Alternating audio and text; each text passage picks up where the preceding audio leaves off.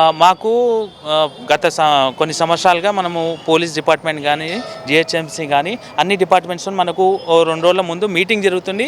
ఇంకా యొక్క రూట్ యొక్క ఇన్స్పెక్షన్ అనేది జరుగుతూ ఉంటుంది.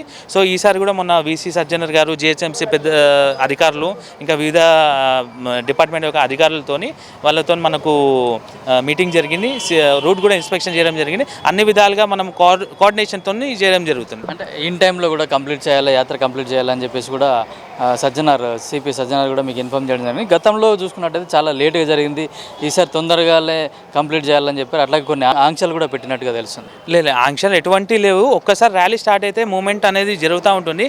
ఇక కొన్ని చోట్ల మనం క్రౌడ్ అనేది కంట్రోల్ చేయలేం. సో ఆ క్రౌడ్ విధంగా వెళ్ళాల్సి వస్తుంది. పరిస్థితి అయితే మేము 100% మా టార్గెట్ ఏంటంటే 4 నుంచి 5 గంటల లోపల మేము చేరుకోవాలని ఆలోచన చేస్తాం.